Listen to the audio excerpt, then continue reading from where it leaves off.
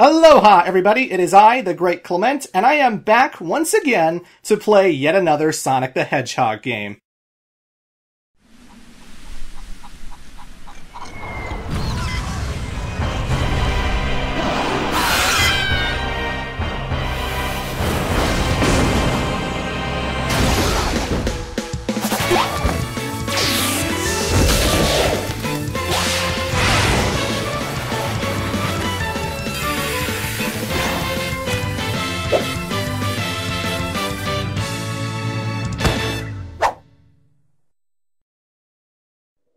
This, ladies and gentlemen, is Sonic Lost World for the Nintendo Wii U.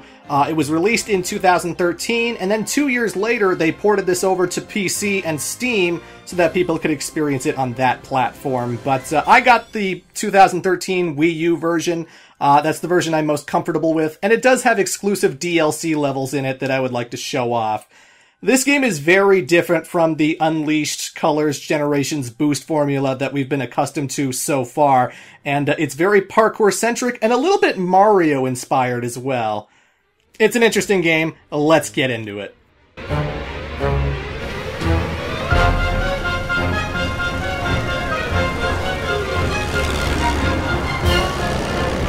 Drop the critters, Eggman!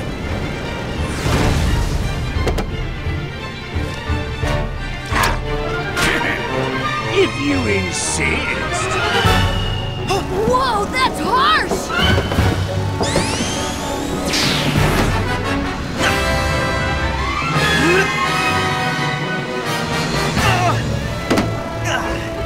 You'll have to swing back around for it. Predictable. He must really love those things!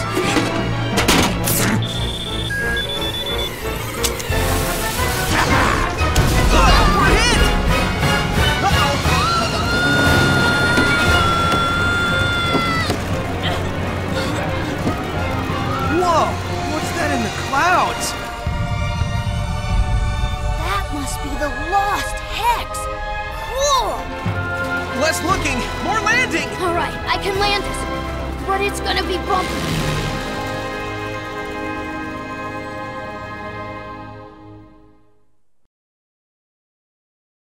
And welcome to our first zone, Windy Hill, which in no way looks like Green Hill Zone from every single Sonic game ever made. Ignore the Motobugs, ignore the Chompers, ignore all the usual badniks we see in the Green Hill Zone. This is a completely original zone, goddammit. Ignore the checkered walls and stuff. This is not Green Hill, I promise you. It's Windy Hill. Either way, folks, this is a very different Sonic game from the console Sonic games that we've been playing up to this point. This is not the boost formula that was in Colors, Generations, Unleashed, etc. The first thing you'll notice right off the bat is that this game has a run button. Like, I've never really seen a Sonic game that does this. Usually in Sonic Adventure, Sonic Generations, or whatever, when you move Sonic around with the analog stick, he slowly builds up speed, and then he gets to his top speed, and that's how that works. But with Sonic Lost World, when you move around with the analog stick, he just does a small, slight jog, you know? He goes very slowly, he takes his time going to where he's going, and you have to push the right trigger button in order to make Sonic run and go faster. And the right trigger button is also used to instigate all of the various parkour activities in this game, because Sonic can climb trees, he can run alongside walls, he can scale up structures in order to reach the top of them. This is a very parkour-centric Sonic game. It's a little bit slower paced to the stuff we're used to. It has a bigger emphasis on platforming and climbing things, and I actually think it's a little underrated, if I'm gonna be honest. I know a lot of people don't really like Sonic Lost World because it wasn't Generations again. And maybe Sonic Forces, which is coming out in 2 weeks or so, maybe that will be Generations again, and you'll get what you wanted, unless the levels are too linear. In that case, it's the worst game ever, 0 out of 10. But Sonic Lost World vowed to do something very different. It vowed to do something, I'm not gonna lie, very Mario-esque. Sonic Lost World definitely feels like, what if Sonic was in Super Mario Galaxy, you know? Well, then he would be in Sonic Adventure 2's, outer space levels, but with Rouge the Bat, because that felt like Mario Galaxy. But the Lost Hex, the location that Sonic has gone to in the middle of the sky, has a lot of planetoid structures that are circular and you can go around them. And unless you jump directly into a bottomless pit, you don't really have... all these planetoids have their own gravitational pull. And even the level themes, there's a desert world, an ice world. The last world in the game is a volcano world. I'm not gonna lie, Sonic Lost World definitely feels like, what if Sonic was in a Mario game? And it's very, very, very odd. But, I do think this game's pretty enjoyable for what it is. In terms of, the other Sonic 3D Sonic games, no, I don't think it's more fun than Generations. I kind of like Sonic Heroes more than this. I wouldn't put it in my top 5. But, as a standalone Wii U adventure platformer, I think this game is pretty underrated, and I think a lot of people didn't really give this game a chance. And they certainly didn't learn how to play this game properly, and did not understand the little ins and outs that would have made them enjoy this game a lot better, if you ask me. But, yeah, I'm going to be defending the Wii U version of Lost World. I like the Wii U version of Lost World. Coming back to this game, recording it for this Let's Play, I had a lot of fun coming back to this thing. It didn't date or get really old to me. I like this game still. I really enjoy it. And I'm going to tell you why I like it throughout this entire playthrough. Take it easy there. Oh, stay calm, little guy. Sonic and Tails will get your buddies back. Sonic, No, it'll be did you get those animals back from Eggman? Just the one container he tossed off his Eggmobile. Wait a minute, just the one? Weak. I would have gotten them all back by now. Save the rest of them. What? Let me go. I hate to think what Eggman's doing to those poor things. I'm on it! So beating the first level takes us to the world map function, and ignore that Knights level. I'm not going to go to that. Ignore Nintendo's Yoshi level. Ignore that Triforce structure that looks like it came from The Legend of Zelda. Ignore all of that, because I'm not going to be playing those levels for a very, very long time. Those are all DLC levels, so I'm going to be checking them out by the end of the playthrough, but I'm just going to play through the game normally, because I really want to show off something in regards to the Flicky collection. So, at the end of this zone, you'll notice that Windy Hill Act 4, you need 100 Flickies in order to open it up. This has added a problematic element of Sonic Lost World where a lot of people didn't like the fact that you had to collect Flickies, which are inside Badniks, in order to progress through the story. In order to reach, the end credits, in order to reach the final boss of the game, you need a minimum of 5,000 Flickies. 5,000 whole Flickies in order to reach the end credits of the game. That's not counting the extra hidden world you get if you have 7,000 Flickies, but when you get 5 red rings in a zone, not in a particular act, in a zone, no matter if you get 3 in Act 1, 2 in Act 2, you will open up a Circus Tent. And this Circus Tent is a whole bunch of mini games that you can use to pop balloons and get a whole bunch of extra Flickies. And I'm telling you right now, I'm only going to be playing Circus Tents in the first 2 worlds. The first 2. There are 7 zones in the whole entire game, not counting the extra world that is optional and not part of the story. 7 worlds, I'm only getting Circus Tents in 2 of them. I want to show people that collecting Flickies in Sonic Lost World is super easy to do, and I do not understand how people have problems with this to the extent that they think it ruins the game. This is worse than the medal collection system in Sonic Unleashed. It absolutely is not. This Circus Tent minigame, I am sliding the trampoline with the Wii U gamepad. I'm actually moving my finger with the trampoline, moving it under Sonic so that he can bounce into the balloons. And look at that! I just got 295 Flickies. Again, I need 5,000 in order to reach the end credits. There's a lot to cover with Sonic Lost World. I'm also doing another dual playthrough, just like I did with Unleashed, like I did with Colors, like I did with Generations. I am playing both the Wii U version as well as the 3DS version. And I should say something right now about the 3DS version. I like the Wii U version. I will defend that one to death. I think it's a really underrated Wii U adventure platformer. The 3DS version of Sonic Lost World, I hate this game. I really, really, really don't like Sonic Lost World for the 3DS. I think this is a really big botch job, and only the first two zones are kind of playable.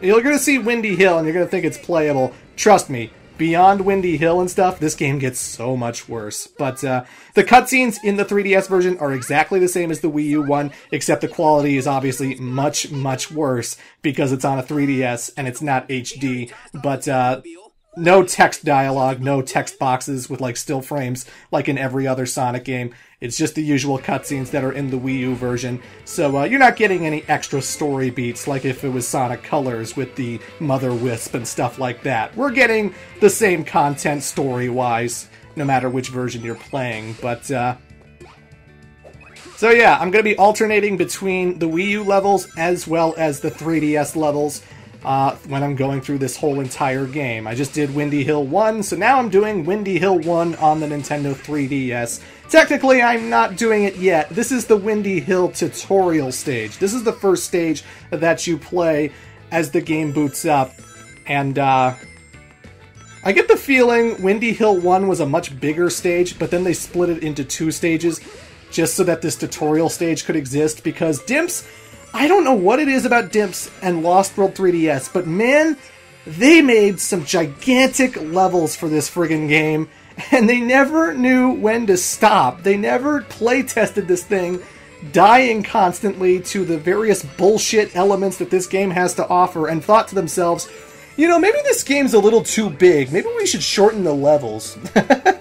I swear, Windy Hill 1 and the tutorial stage must have been one level at some point, and then someone got the bright idea, let's split these levels up, because why? Why are you doing this, Dimps? What has become of my life? Anywho, folks, Lost World on the 3DS is a different feeling experience compared to the Wii U version. I would say that Sonic actually moves a little bit faster than he does in the Wii U version, but you know, it's a really delicate balancing act, because for all the speed that he has in the 3DS version, he's also a lot more slippery. The homing attack that is introduced in Lost World, which has a multiple targeting homing chain kind of property to it.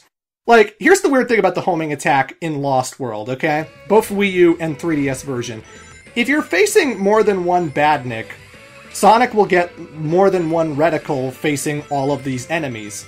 Like, if he's facing a row of 3 Motobugs, he'll get 3 targets on them, and if you homing attack one of them, Sonic will automatically homing attack to the other 2, destroying all of them in the process.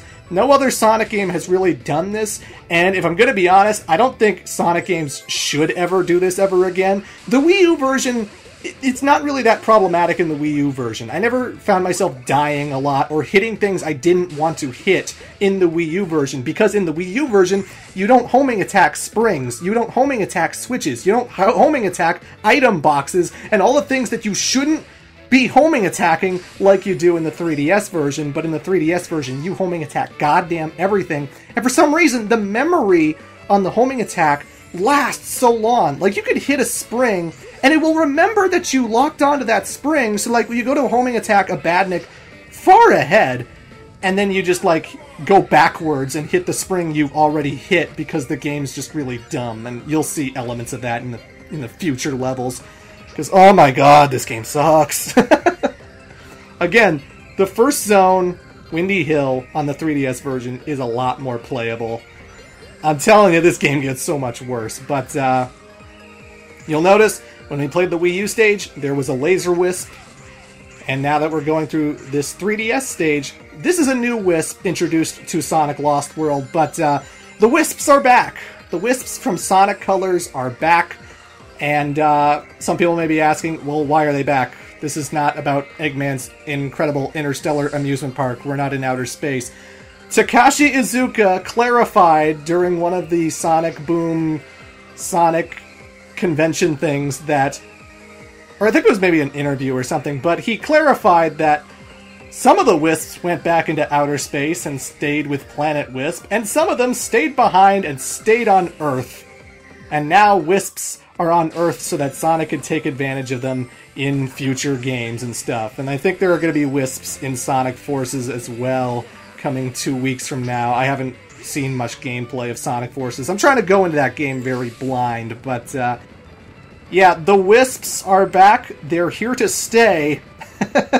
And if you think that's a bad thing, well, tough, because there are plenty of Wisps in Sonic Lost World, and we're going to be seeing quite a bit of them. But Windy Hill Tutorial Stage, Windy Hill 1, these are good levels in the 3DS version. I like these levels. These levels are fine. I don't have any problems with these.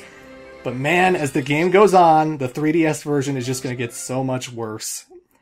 But the Wii U version is still really good, and I really like the Wii U version, and I'm going to be gushing about that particular version. So it's going to be a very Jekyll and Hyde feeling, this playthrough.